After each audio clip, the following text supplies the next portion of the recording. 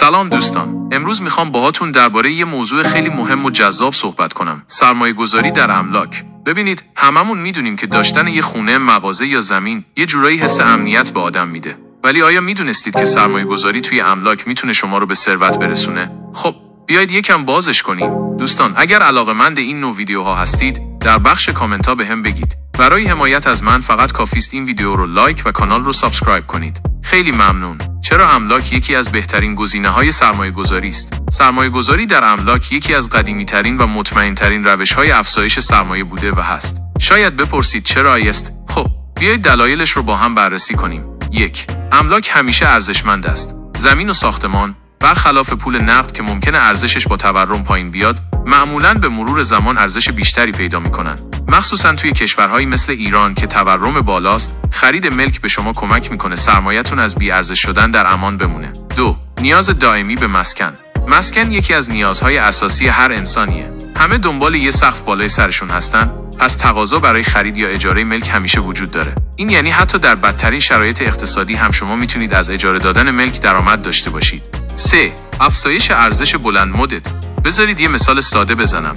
اگه 10 سال پیش توی یه منطقه معمولی تهران یه آپارتمان می‌خریدید، امروز قیمتش چند برابر شده بود. این افزایش ارزش یکی از ویژگی‌های خاص بازار املاکه که توی بلند مدت میتونه سرمایه شما رو چند برابر کنه. 4. درآمد غیر فعال از اجاره.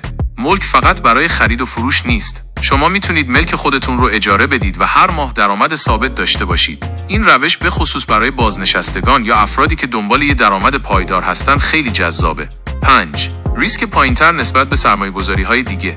بعضی از سرمایه‌گذاری‌ها مثل بورس یا ارزهای دیجیتال نوسانات زیادی دارن و ممکنه یه شب سرمایه‌تون نصف بشه. ولی توی املاک این نوسانات کمتره و شما میتونید با خیال راحت روی افزایش ارزشش حساب کنید. 6. تنوع در انتخاب. شما توی بازار املاک انتخاب‌های زیادی دارید. میتونید یه زمین بخرید و صبر کنید تا قیمتش بالا بره، یا آپارتمان بخرید و اجاره بدید، یا حتی توی ملک‌های تجاری مثل مغازه و دفتر سرمایه‌گذاری کنید که درآمدشون معمولاً بیشتره. 7. تأثیر توسعه شهری. جاهایی که پروژه‌های بزرگ مثل مترو، اتوبان یا مراکز خرید جدید در حال احداث هستن، بهترین مناطق برای سرمایه‌گذاری هستن. وقتی یه منطقه پیشرفت میکنه، قیمت املاک اونجا هم رشد چشمگیری میکنه. 8. قابلیت استفاده شخصی. برخلاف سرمایه‌گذاری‌های دیگه، شما میتونید از ملک استفاده شخصی هم بکنید. مثلا اگه یه خونه یا ویلا بخرید، علاوه بر افزایش ارزشش، میتونید ازش لذت هم ببرید. ارثی ماندن املاک. ملک یه سرمایه‌ایه که میتونید برای نسل‌های بعد از خودتون هم به جا بذارید. به همین خاطر، خرید املاک یه جور سرمایه‌گذاری بلند مدت برای خانواده‌تون هم هست. امنیت سرمایه‌گذاری.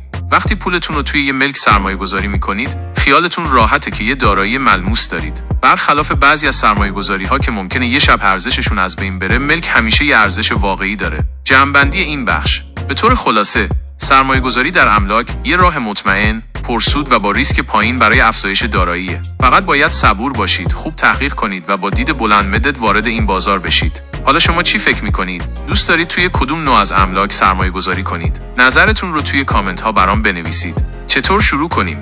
1.